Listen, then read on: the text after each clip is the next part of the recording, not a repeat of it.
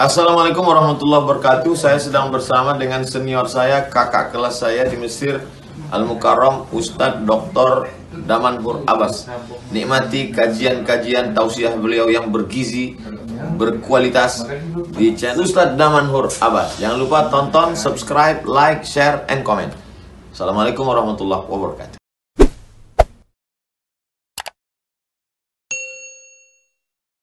Assalamualaikum warahmatullahi wabarakatuh. Alhamdulillahilladzi khassana bi kitabin unzil wa akramana bi nabiyyin rusul. Alhamdulillahilladzi ahyana ba'dama amatana wa ilayhi an-nushur. Walhamdulillah bi ni'matihi tatimmu as-salihat. Asyhadu an la ilaha illallah lahu da'watul haqq حريص عليها وأوجب التبشير بها ولتكن منكم أمة يدعون إلى الخير ويأمرون بالمعروف وينهون عن المنكر وأولئك هم المفلحون وأشهد أن محمدا عبده ورسوله بلغ الرسالة وأدى الأمانة ونصح الأمة وكشف الغمة حتى أتانا اليقين ليلها كنهارها لا يزيغ عنها إلا هالك اللهم صل وسلم وبارك وأنعم على حبيبنا وشفيعنا وزخرنا ومولانا محمد وعلى أزواجه أمهات المؤمنين وذرياته وآل بيته وأصحابه أجمعين رب اشرح لي صدري ويسر لي أمري واحلل عقدة من لساني يفقهوا قولي. Para asatiz yang saya muliakan, yang saya cintai, Bapak Ibu jemaah salat subuh yang dirahmati Allah, marilah senantiasa kita panjatkan puji dan syukur kepada Allah yang telah memberikan nikmat iman kepada kita, nikmat kesehatan sehingga kita dapat berkumpul di tempat yang penuh dengan kemuliaan ini. Ini merupakan salah satu nikmat yang masih Allah berikan kepada kita, sedangkan saudara-saudara kita mereka mendengarkan suara panggilan azan, akan tetapi mereka lebih memilih untuk berada di rumahnya masing-masing. Sehingga pada saat nikmat yang Allah berikan kepada kita, semoga kita bisa mensyukuri terhadap nikmat-nikmat tersebut. Dengan kita mensyukuri nikmat yang diberikan oleh Allah, maka kita akan bahagia.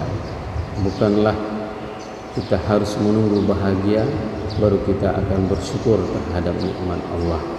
Karena dengan bersyukur maka kebahagiaan tersebut akan kita raih.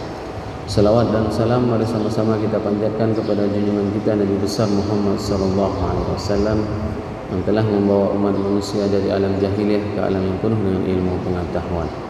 Kalaulah seandainya Rasul tidak pernah diutus, maka kita tidak tahu bagaimana indahnya menempelkan dahi kita di tempat sajadah. Begitu besar permasalahan yang kita alami hari ini. Pada saat kita menempelkan dahi kita di tempat sajadah tersebut, hingga hilang semua permasalahan yang kita alami tersebut. Beban tersebut bisa semua sirna. Dan itulah yang diperintahkan oleh Rasulullah SAW pada saat terjadi relaksisasi. Maka Rasulullah mengajak kepada Bilal, arihna biha ya Bilal. Wahai Bilal, mari kita rileks. Rileksnya itu dengan salat, rileksnya itu dengan menempelkan dahi di tempat sajadah. Itulah rileksnya seorang mukmin. Kalau seandainya Rasul tidak pernah diutus, maka kita tidak tahu bagaimana cara menenangkan jiwa kita pada saat kita sedang gelisah, pada saat kita sedang sedih, pada saat kita sedang dalam keadaan masalah. Oleh sebab itu senantiasalah memperbanyak berselawat kepada baginda Rasulullah agar rasa cinta di dalam diri kita kepada baginda Rasulullah SAW untuk melaksanakan segala apa perintah yang diperintahkan oleh Allah melalui Rasulullah SAW tertanam di dalam jiwa kita. Semoga jamaah yang berhadir pada subuh yang berbahagia ini merupakan di antara umat Nabi Muhammad SAW yang akan diberikan syafaat oleh baginda Rasulullah SAW dan akan disuguhkan air dari telaga Kausar dari tangan mulia tersebut. Allahumma amin. Bapak Ibu jemaah salat subuh yang dirahmati Allah, pada subuh yang berbahagia ini kita akan membacakan dosa besar yang ke-39, yaitu al-la'nah, yaitu melaknat. Hadis dari Sahih Bukhari dan Muslim, di mana Rasulullah SAW bersabda, qala Nabi alaihi salatu wassalam, la'nun mu'min ka qatlihi. Ini hadisnya pendek dan menohok. Singkat hadisnya, tapi itu menusuk di mana Rasulullah SAW mengatakan, bersabda, la'nul mu'min kaqatlihi, melaknat orang mukmin itu sama seperti membunuhnya. Hari ini kita diajarkan oleh Rasulullah SAW, ucapan yang kita ucapkan itu adalah ucapan yang baik-baik semuanya. Bahkan semua aktivitas itu diucapkan dengan ucapan yang baik. Begitu kita bangun pagi, maka kita mengucapkan kata-kata yang baik, yaitu kita berdoa. Begitu kita melangkahkan kaki kita memasuki masjid, maka kita mengucapkan ucapan yang baik. Semua ucapan orang Islam itu diajarkan oleh baginda Rasulullah SAW dengan ucapan yang baik, sehingga tidak ada satupun perkataan yang keluar dari mulut seorang mukmin itu kecuali adalah kebaikannya. Maka siapapun yang melaknat, dia itu merupakan salah satu perkara yang dimasukkan oleh Imam Az-Zahabi sebagai dosa besar. Laknat ini banyak sekali terjadi di dalam kehidupan sehari-hari hari ini.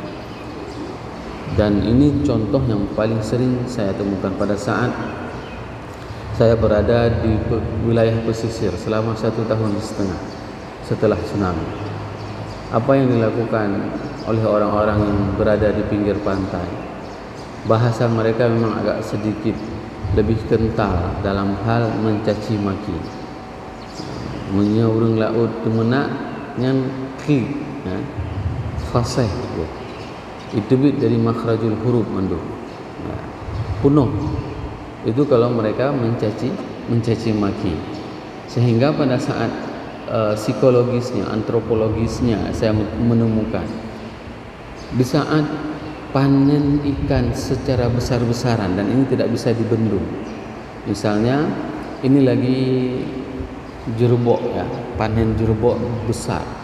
Itu harganya bisa mencapai 3 kilo 5.000. 3 kilo 5.000. Apa yang dilakukan?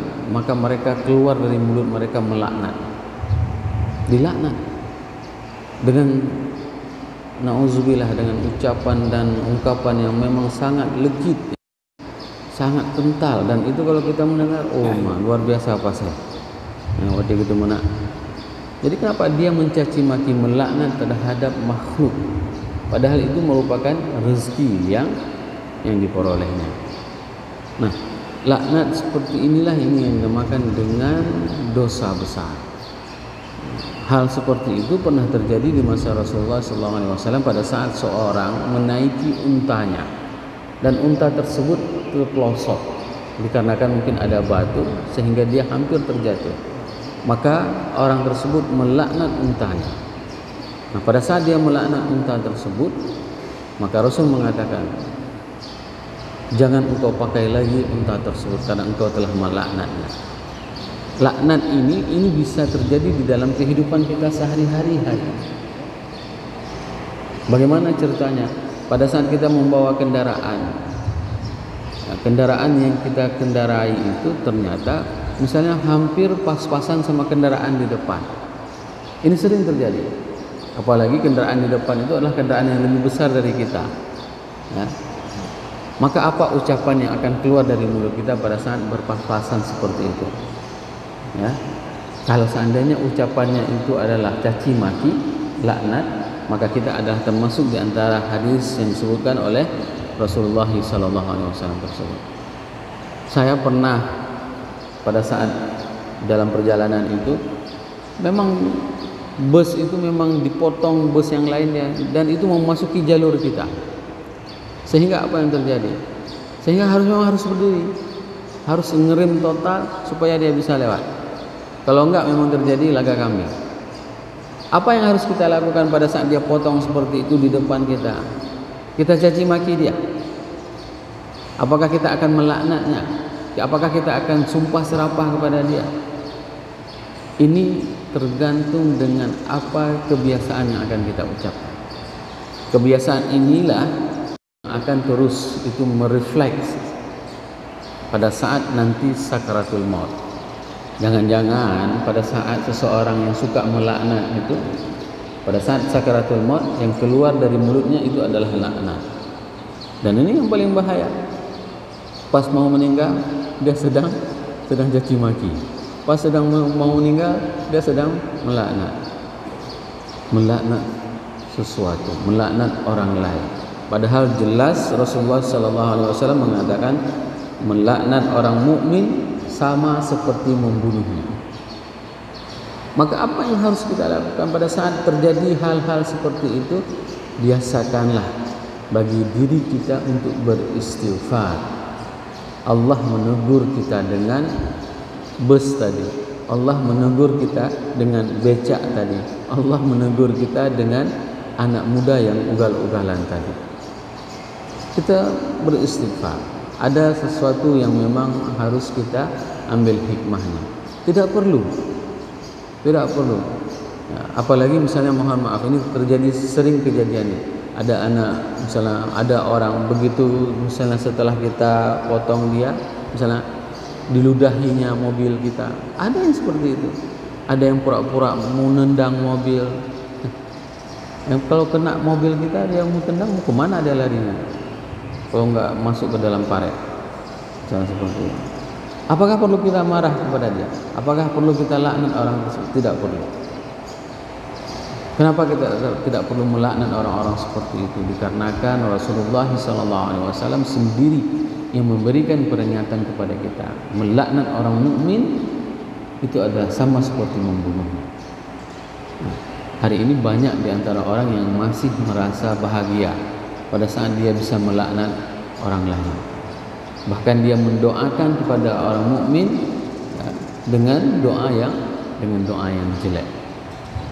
Bapak Ibu jamaah yang dirahmati Allah, berikutnya Imam Az-Zahabi menjelaskan hadis yang diriwayatkan oleh Imam Bukhari dalam kitab Adab. Wa qala an-nabi alaihi salatu wassalam sibabul muslim fusuq wa qatlihi kufur. Melaknat orang muslim itu adalah fasik, perbuatan fasik. Sedangkan membunuhnya itu adalah kufur. Ini menjelaskan bahwasanya perbuatan laknat itu merupakan salah satu di antara kegiatan yang fasik. Orang-orang fasik itu adalah orang-orang yang mengetahui bahwasanya ini adalah hukumnya tidak boleh, tapi dia melanggarnya. Sama seperti pada saat seseorang mengetahui bahwasanya tidak boleh minum khamar, tidak boleh mabuk-mabukan, tapi dia melanggar, berarti dia itu adalah orang yang fasik. Sama halnya orang yang berzina, tahu hukumnya berzina, maka dia melanggarnya, maka orang tersebut adalah orang yang fasik. Hal yang sama, seseorang itu melakukan laknat terhadap orang muslim, maka itu adalah kefasikan. Kalau di hadis yang tadi melaknat orang mukmin itu adalah sama seperti membunuhnya, di dalam hadis ini melaknat orang muslim itu adalah sama seperti melakukan kefasikan, dan membunuhnya adalah kekafiran. Ini menunjukkan apa jamaah yang dirahmati Allah? Sejelek apapun saudara kita, maka yang harus kita lakukan itu adalah mendoakannya untuk lebih baik. Belajarlah dari kisah Rasulullah SAW. Saya sering menceritakan kisah peperangan, karena kisah perang itu merupakan salah satu kisah yang memang diceritakan di dalam Islam.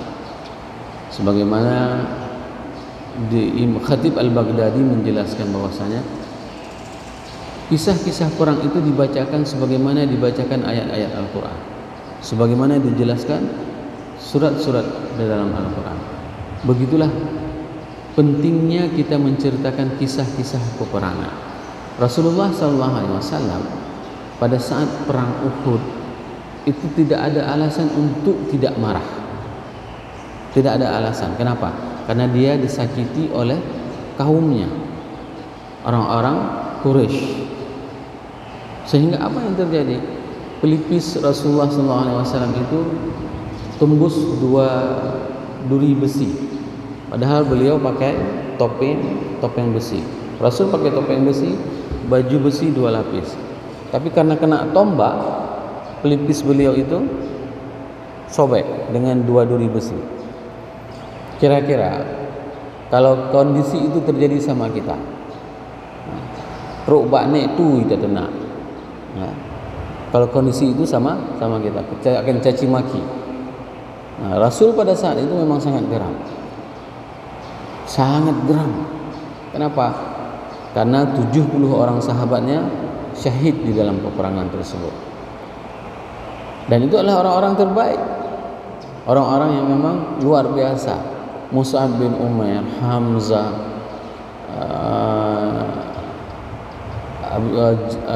ayahnya Jabir bin Abdullah, banyak sahabat-sahabatnya yang meninggal pada saat itu, dan dia luka berat. Lukanya itu sampai di belakang Rasul itu sampai keluar darah, dan itu tidak berhenti darahnya. Sampai-sampai Fatimah anandanya itu membakar ranting pohon kayu untuk meletakkan di luka tersebut untuk berhenti darah. Sehingga pada saat itu Rasul itu memang wajar marah karena perlakuan kaumnya. Tapi apa yang keluar dari mulut makhluk yang paling mulia di atas jagat raya tersebut, beliau mendoakan supaya orang-orang ini mendapatkan hidayah dari Allah. Ini yang harus kita contoh.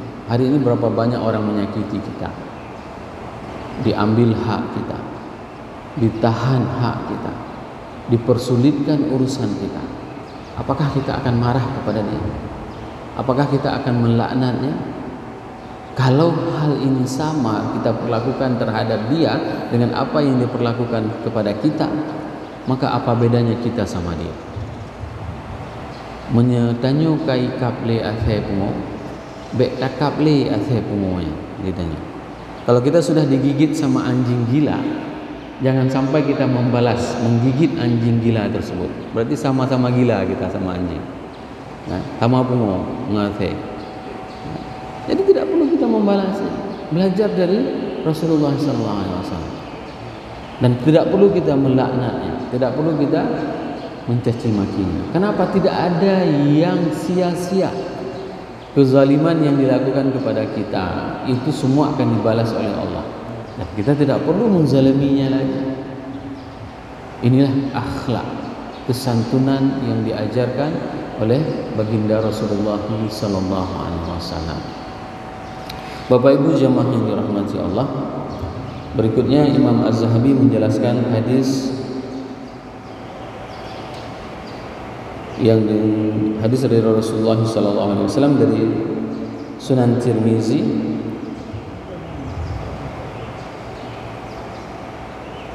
bahwasanya orang yang melaknat tersebut adalah orang yang dilaknat oleh Allah, dan orang tersebut adalah orang yang akan dimasukkan ke dalam api neraka. Wala ta'anu bil la'natillah, dan janganlah kalian melaknat. Kenapa? Dengan laknat tersebut Allah akan melaknat orang tersebut.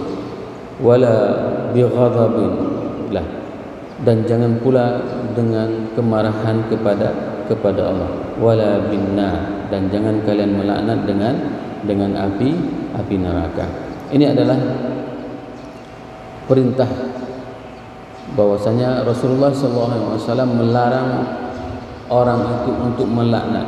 Wala tala'anu bila'natillah, dan janganlah kalian melaknat dengan laknat Allah. Wala bighadabillah, dan janganlah karena kemarahan karena Allah. Wala binnar, dan jangan pula dengan api neraka. Dan dalam hadis yang lain Rasulullah SAW bersabda, la yakunu la'inuna syafa'un wala syuhada yaumil qiyamah. Orang yang melaknat itu tidak akan mendapatkan syafaat di hari akhirat, dan mereka wala syuhada yaumil qiyamah, dan mereka tidak akan mendapatkan kesaksian nanti di hari akhirat. Kesaksian itu seperti apa? Rasul itu akan bersaksi nanti, Bapak Ibu jemaah yang dirahmati Allah. akan bersaksi kepada kita semuanya. Coba bayangkan bagaimana setianya baginda Rasulullah SAW. Rasul akan memberikan syafaat. Rasul akan menjadi saksi bahwasanya kita ini adalah umatnya, kita ini adalah orang yang mencintainya. Jadi orang yang melaknat tersebut, mereka itu orang yang tidak akan mendapatkan syafaat oleh Rasulullah SAW, dan Rasul tidak mau bersaksi terhadap orang tersebut. Sungguh menyedihkan hal-hal seperti ini apabila dilakukan oleh orang-orang yang beriman. Oleh sebab itu, jemaah yang dirahmati Allah, jauhilah perkataan kita dari perkataan yang bisa membuat seseorang itu melaknat orang lain, mengucapkan kata-kata kotor. Saya sering mengingatkan kepada jemaah semuanya untuk tidak berucap dengan kata yang kasar, karena ada sebagian orang berdalih pada saat dia berbicara dengan kata-kata yang kasar, dengan caci maki, dia masih sempat berdalih, saya yang kasar cuman omongannya, tapi hati saya baik.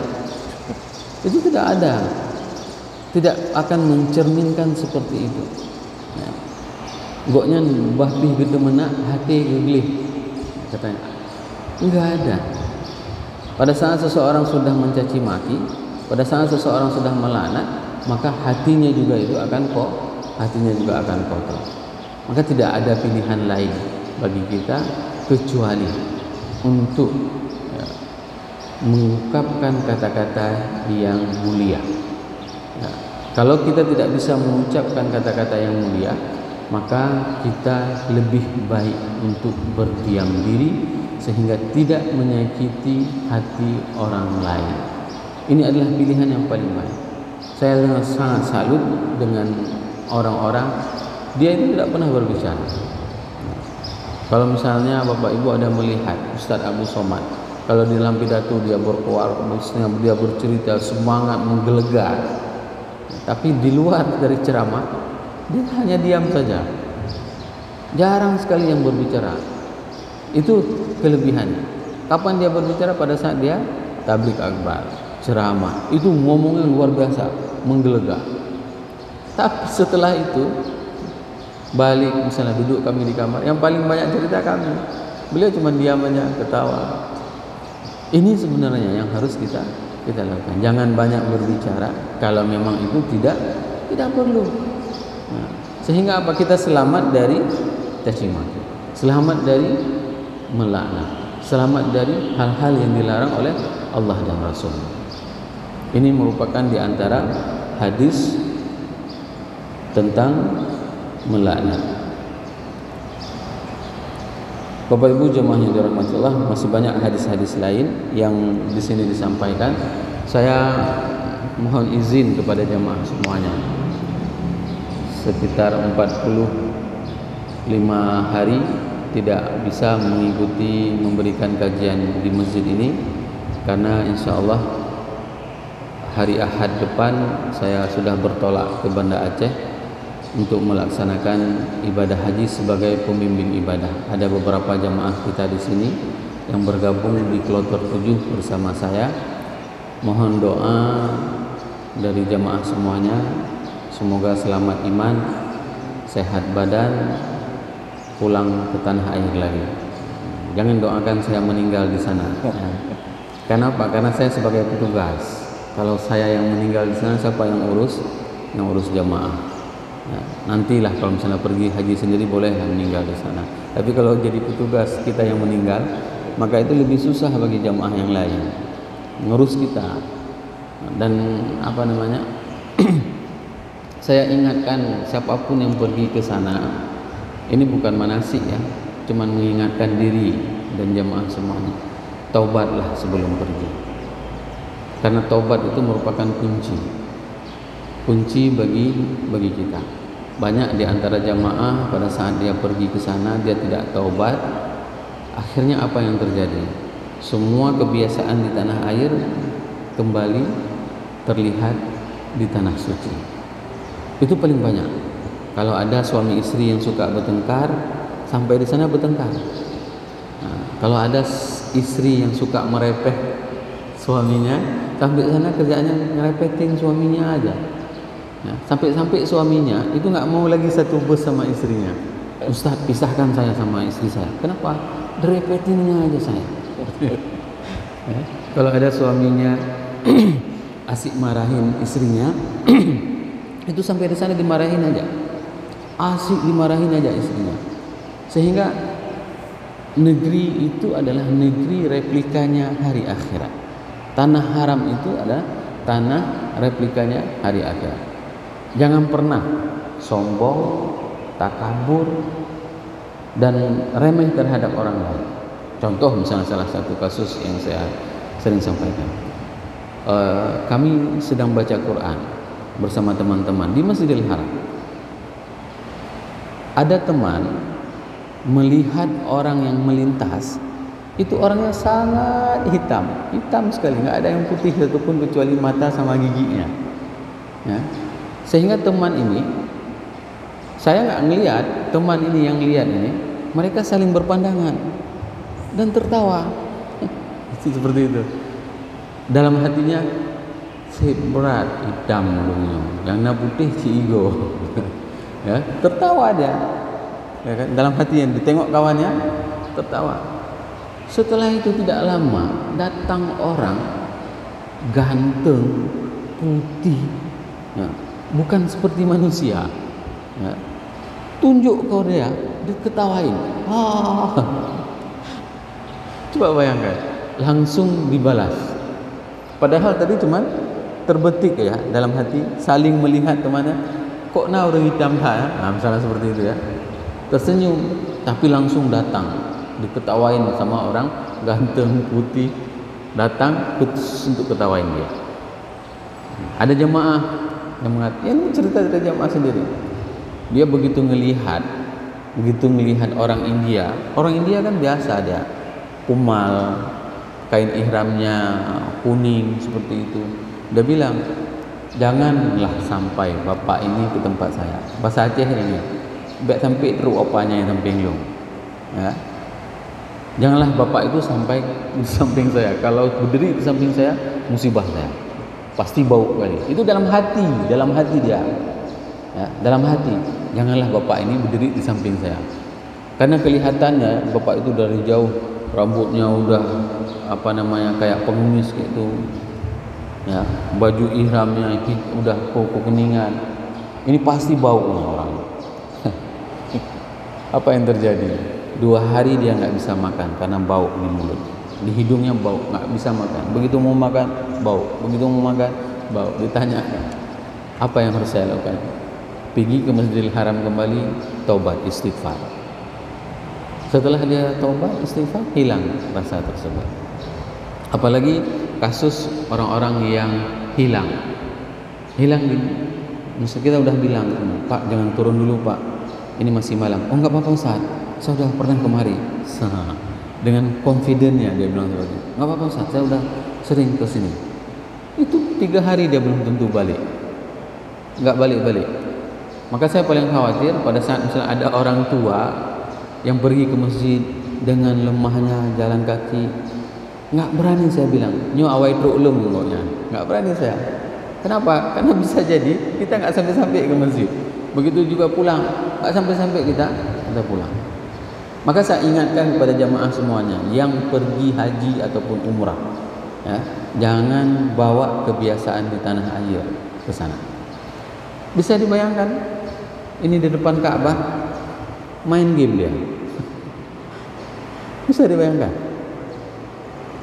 Nggak habis pikir. Ya. Main game. Itu di depan Ka'bah. Nggak habis pikir kita. Itulah kebiasaan di tanah air ke bawah ke sana. Maka semua perangkat ini itu tinggalkan. Nggak perlu lagi tawaf, Bapak Ibu selfie. Halo guys. Hana perle. Ya. Fokus untuk ibadah. Fokus untuk memuji Allah. Ibadah. Kalau bisa khatam Quran, khatam sebanyak mungkin di sana. Khatam sebanyak mungkin Quran di sana. Dan saya sering mengingatkan, di sanalah tempat kita melakukan kebaikan, karena kebaikan di sana, apalagi di Mekah, itu dibalas 100.000 kali lipat. Nah, jangan suka menerima sedekah, ya, jangan suka menerima sedekah. Kalau misalnya kita mau cari sedekah, paling banyak orang sedekah di sana. Semangat orang sedekah itu luar biasa, dan itu hanya ada orang Arab, sama orang Arab, bukan sama orang kita. Di Arafah mereka itu bersedekah jor-joran. Kalau misalnya Bapak Ibu punya rezeki, kirimkan uang untuk sedekah di Arafah. Sedekahnya kalau di musim, saya teringat sekali itu musim dingin. Musim dingin itu ada orang sedekah bed cover 1 kontainer. 1 kontainer bed cover. Orang Indonesia semuanya sibuk ngambil bed cover itu, karena harganya bed cover dari Turki itu 2 juta harganya. Enggak puas Indonesia namanya. Jadi pekerjaan orang jamaah haji Indonesia di hari Arafah cari sedekah, bukan beribadah. Dan yakinilah, Arafah itu adalah hari yang paling baik di atas muka bumi. Hakim bin Hizam yang terlambat masuk Islam, dia bersedekah di hari Arafah itu 100 miliar. 100 miliar, karena harga budak, satu budak itu 1 miliar. Dan dia bebaskan sekali Arafah itu 100 budak, dan ditulis di budak tersebut, ini adalah persembahan dari hamba Allah Hakim bin Hizam kepada Allah.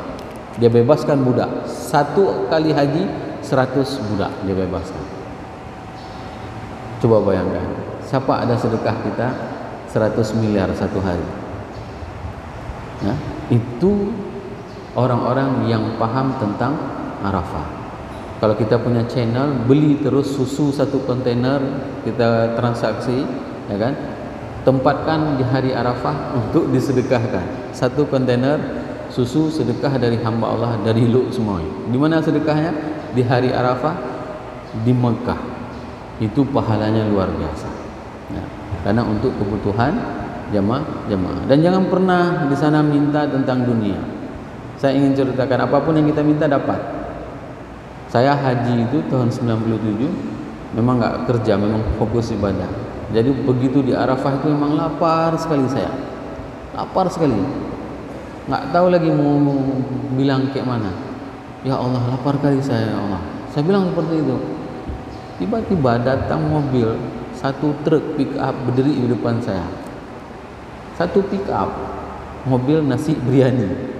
Ya, bayangkan, menangis saya melihatnya.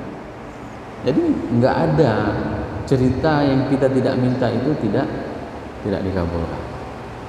Maka jangan pernah terlena dengan permintaan. Pastikan pada saat kita berada di Arafah, ayah kita, ibu kita yang sudah tidak ada, mereka semuanya mendapatkan rahmat dari Allah, dijadikan kubur mereka adalah sebagai surga. Anak kita, suami kita, istri kita yang belum mendapatkan hidayah dari Allah, pinta bermunajatlah di hari yang paling baik di atas muka bumi. Saya mohon maaf atas segala kesalahan saya selama ini. Semoga saya bisa kembali lagi dan melanjutkan di majelis ilmu ini. Subhanakallahumma wa bihamdik, asyhadu an la ilaha illa anta, astaghfiruka wa atubu ilaik. Assalamualaikum warahmatullahi wabarakatuh.